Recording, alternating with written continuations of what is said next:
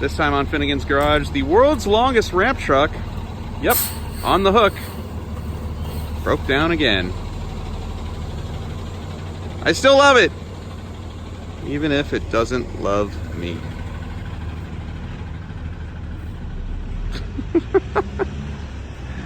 Oh my God. You know it's bad when they bring two big rig tow trucks to haul your ramp truck out of the way.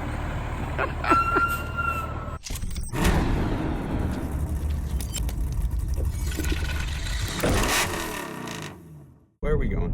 We're gonna go fix your broken down mint truck that you have in your possession. Why? Well, because some aliens got into your wiring and in the little time frame, and it grounded out. So we have to replace your starter wire and your negative wire and give it a little love. I don't understand this. I just took a red-eye flight home, got home, and this is what I woke up to.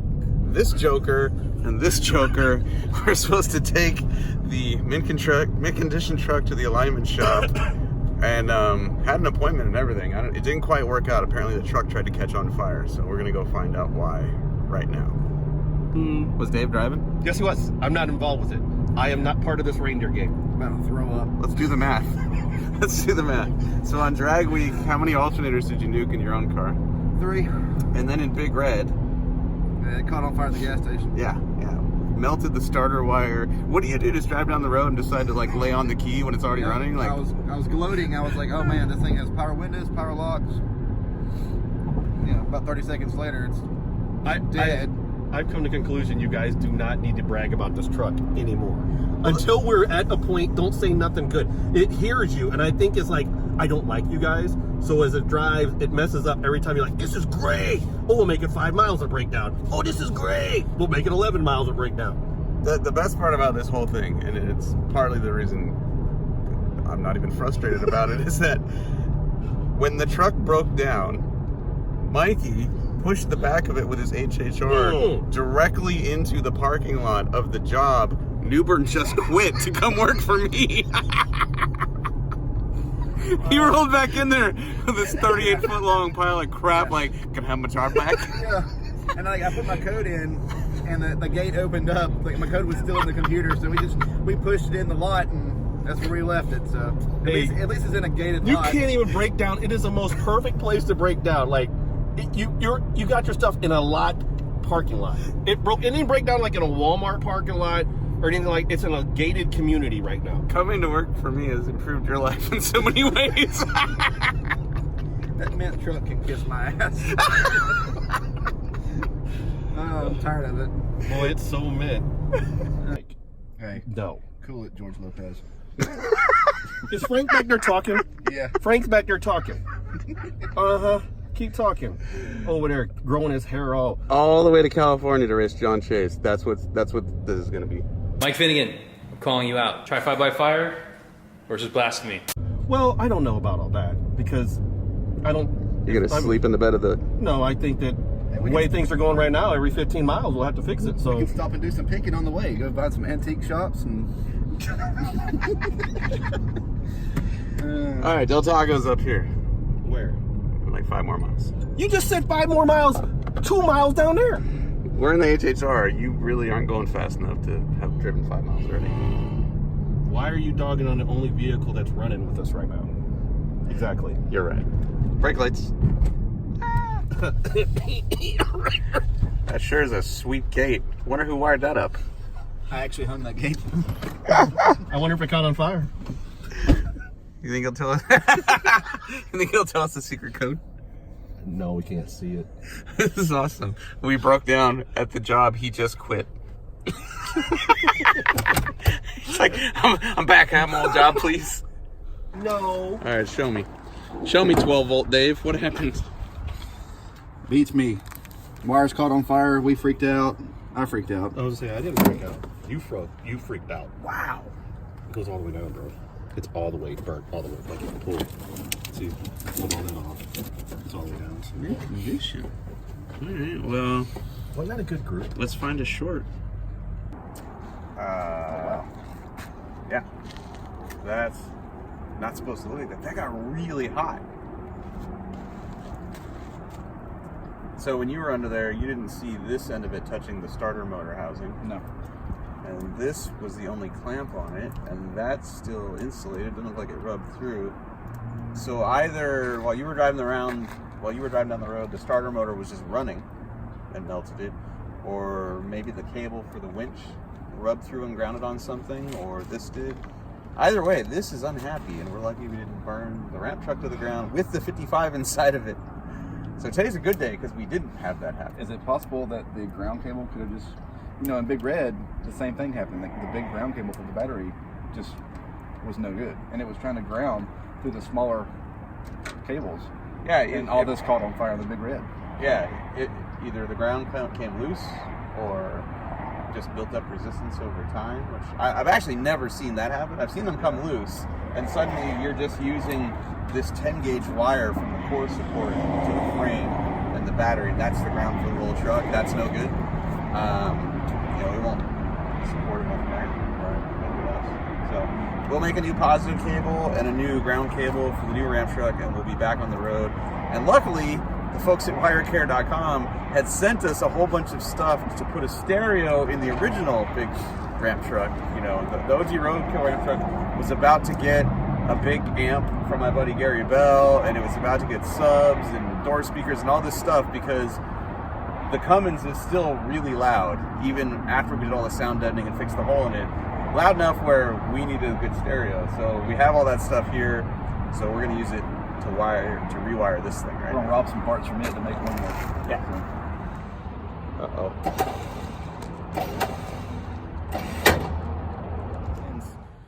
We're in Georgia. There's the ramp truck up on blocks because it doesn't run or drive or move right now. Had to replace the bulk of the driveline. It was falling apart. Carrier bearings shot, U-joints were shot. It was all a mess. So we are less than 30 hours away from leaving on our cross-country road trip to go race Jon Chase, and a lot left to do. Let's see here. Let me turn this around. Shaston is lettering up the truck, getting it all dialed in so it looks cool. Mikey's taking off the stickers that really didn't need to be there, like that random one that just said motorsport. It's been on since 1992. Might have a little shadow behind that. It does quite well. Yeah. The 55 is not inside the truck because, well, it ain't ready yet. There's the OG ramp truck. We would have taken this. It was close to being ready, but then some lowlife stole the Maserati from a motel parking lot, and that spooked me, which is why OG ramp truck will no longer be used for overnight trips, unfortunately. So bought this thing, which I love this thing. This thing's incredible. For those of you that are just tuning in, 1989 GMC Sierra 3500 with only 35,000 original miles on it, and was allegedly mint condition, ready to go on road trips, but no, not so much. We've replaced the tires, the winch, most of the driveline, both fuel tanks, most of the fuel system. Stuff that, hey, it is what it is. I don't mind it. So let's see, update on the 55, because it is also not ready to go. It's in pieces, up on jacks. I've been waiting for a fuel tank for this thing for a while now. There is no fuel system in the car. And we leave in a day and a half. The engine is together in the car, not tuned, not quite ready. The shifter's out of the car. Bunch of just random little projects I haven't had time to complete because I've been out of town working, and we're gonna slam this thing together, get it as complete as we can, and then hit the road. And we'll work on it in hotels at night on the way to California and visit a couple of friends to get it tuned. And if I'm lucky, I'm going to get 1 day of track testing between now and when I race Jon Chase. And I haven't driven this car since I broke it on the last day of drag week, so it will be interesting. I know Jon is struggling to get his car together, to get his license. Nope. No, that's all bad. That's all bad. Something's not. awesome. It was idling fine, everything was fine. And all of a sudden it just dipped to the 20 psi. And it's nasty rod knock. Nasty, nasty, nasty. I really don't feel like I'm in any better shape than he is, because the engine combo changed, the transmission combo changed, the rear suspension changed, the fuel system, everything has changed since drag week. So we're basically starting from square one. So it'll be a good race. It might just be a race to see who gets to the end of the track. I don't know, but we're going to have fun either way, and more updates to come. See ya. Our charge wire and our battery cable just straight melted. Even the ground wire got really hot. The winch wire is suspect because it's like a number 6 running about 20 feet all the way back to the winch. That doesn't seem to be big enough for all the current it's got to transfer. I don't know. We don't know what it is, but we have a grip of stuff from our friends from Wire Care, and we're going to replace all the corroded terminals and substandard wiring, heat shrink everything properly, use the badass crimper, and finish this thing off because we're leaving tomorrow, right? Yes, hopefully. Early. We're leaving. We're definitely one leaving. way or another. We're leaving. Or we're just leaving Cotton. One or the other. Something. Something's happening tomorrow, and hopefully it involves this beautiful masterpiece, this 90s goodness with hot pink and pastel blue colors mobbing down the highway with Blasphemi in it, headed towards California. Cool. Let's build some cables. Step 1. Figure out how much of the shielding you need to strip. On big stuff like this, I like to use a razor blade, just because it's handy. I have one. And sometimes it makes me bleed, and then I know I'm alive. I'm sure there are professional wiring people out there that would never do this. I am not one of them, so. We have stripped the housing. We have inserted our ring terminal. Note, we didn't put shrink tubing over it just yet. When you're dealing with cable as large as this, which is 2 gauge, the shrink tube you're going to use will pretty much go over that connector later. So you can screw up and crimp this together and still go back and save yourself. Especially when you have stuff like this. This is Shrink Flex, which we got from wirecare.com. It has a 2-to-1 shrink ratio, which means whatever diameter it is that you choose, it's going to shrink in half, which is awesome. Let's crimp it. Let's do it. This fine piece of machinery is a hydraulic crimping tool. It is awesome. It is model number YQK300. It will do massive connectors. I don't know if you use this for like wiring phone poles or light poles or what, Yeah, but electricians use it in like commercial stuff. I think it's rated in millimeters, so maybe that's 300 millimeters. We hang out down here in this range, around the 90 to 70 millimeter range. We've got the 70 millimeter jaws in right now, and we'll show you how to use that awesome. It's pretty easy to swap out too. Pull the pin, change it out. I love it. Yeah. It works a heck of a lot better than like using the old hammer and punch method. I've done that so many times. Yeah. So what we'll do. It's easier with a friend, but you can do this alone, which we're going to make Newbern do alone right now. Yeah. So we're going to put it in here. Put a little tension on it. Line it up straight. Get it started. Put our cable in.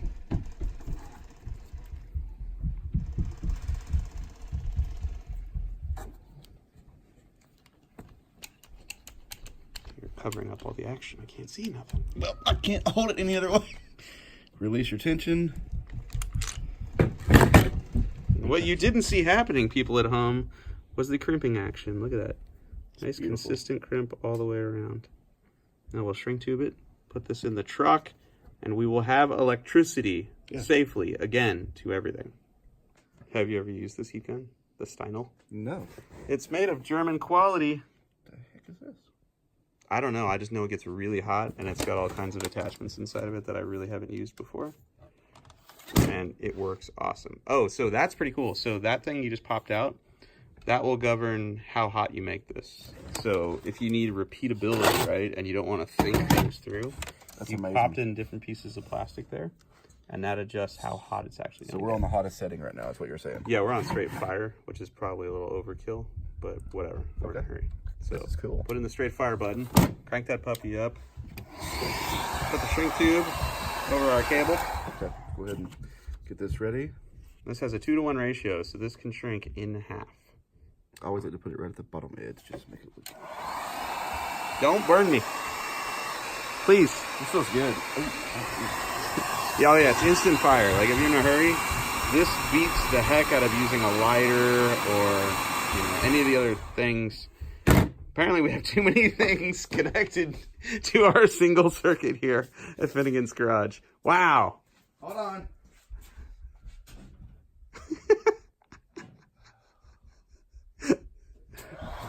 Okay, lights are back on. We should maybe unplug some things. Oh, we'll keep going. We'll take 2. As many times as that's tripped, we probably need a new breaker. That tells you how powerful this thing is.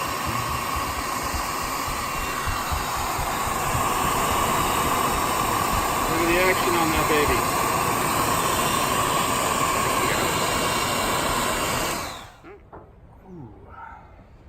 Well, we got the positive cable for a starter made.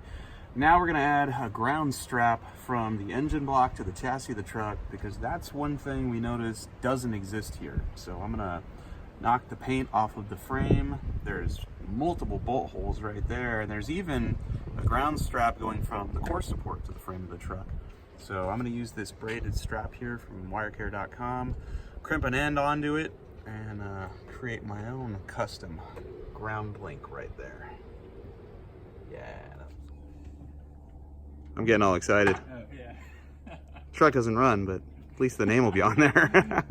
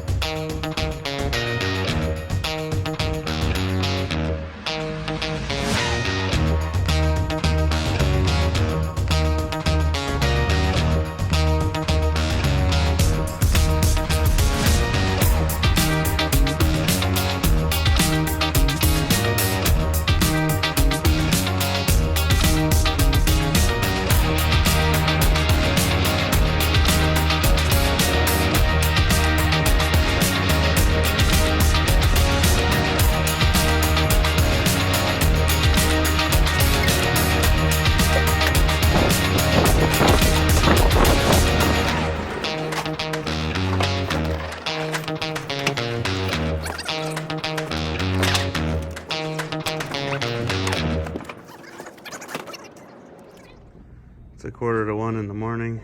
No, 1:45 in the morning. And we are finally loading the car into the ramp truck. Whew. You kind of need to be on the road about 9 a.m. tomorrow to kind of keep with a pace that puts us in Arizona on Saturday. Once there, we'll dyno test the car. So hopefully we don't break down at all. Hopefully it's smooth sailing. Oh man, the Harbor Freight winch is kicking butt. No, they didn't pay me to say that. I'm just impressed with it. This is so cool.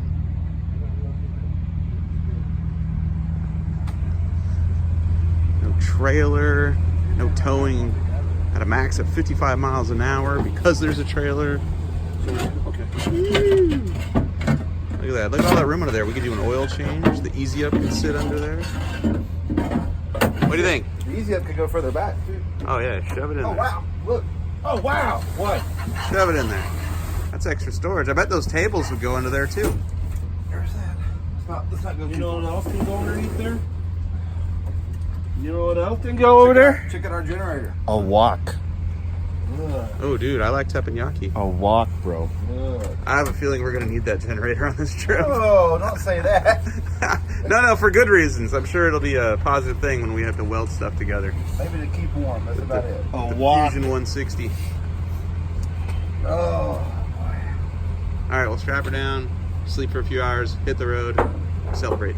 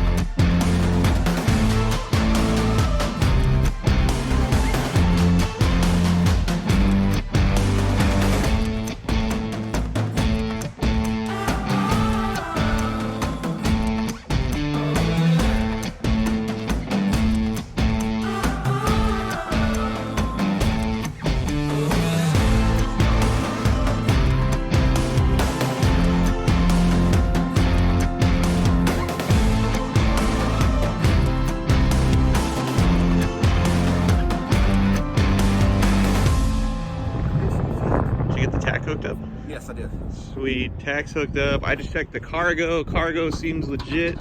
Let's give the people a peep real quick because nobody really sees how we're rolling. Blasphemi's in there. Strapped down tight. Got an Easy Up underneath. Oh, a bunch of t-shirts and stuff. Luggage Check it out, dude. Luggage is crammed in there. We got a Miller Multimatic 220 ACDC in the bottom. Luggage up top. And we're packed in like sardines and so far getting mid-fives for miles per gallon. Fiver! I'm sure that'll get better. It's got to get better, right? If not, Love this truck. We're rolling towards Memphis. I'm gonna go meet some fans tonight. Get some more cassettes.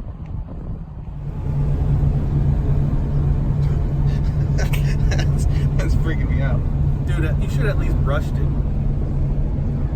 Does it smell like cheese in it? No. It looks nasty. But the sad part is that it fits your face perfect. I feel that makes me look better. You got more pull with the ladies. Sexy. Admit it, when you go home to Amber, you just put this on before you walk in the door. Oh yeah. Oh yeah. She shuts the door and runs. I can't look at you, dude. I can't. That's so wrong. I present to you the meat mountain. That's all the meats. That's all the meats they have here? Can you stack it up and have it in one bite? Like, how's this gonna work? Oh my god. Hold on. Whoa. Is it dry? Is there sauce? What sauce do you pick for all those different meats? I don't know. I gotta try to figure this out. What do you do? Just nibble on it? You want a shot?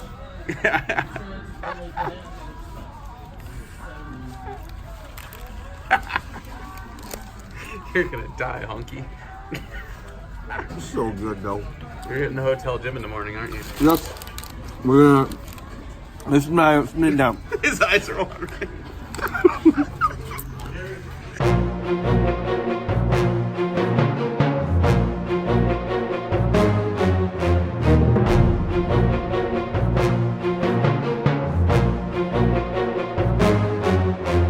Post-dinner interview. How you feel? I feel deliciously fine. I really feel. I feel fine. Fine. Yeah. You can't even concentrate. You're eating more than I am. You had 2 chicken tenders in your sandwich, along with all that other stuff. Just because mine loved me more than yours loves you. Don't You ate a forget. buffet, dude. That's just what happened right there. Turkey, ham, You know, you realize it is like chicken hitting me tender, right now. ground beef. Like, I need to walk over there. Can you drive over there? You walk somewhere. You need to shut your mouth. that sandwich should come with a gym membership. Shit, with nobody. Oh my, dude. Ah, I see people. Ole. Oh, dude, is that a Comanche? What is that? Oh, you got the coasters and the platters. Yes.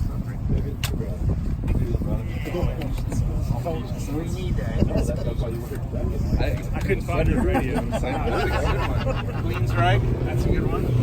So what's going on? Tire, you got, you know, USB for charging your phone, duct tape, all that. You got some beef sticks, some crackers, everything you need, and a wire care shirt from the awesome folks at Wire Care.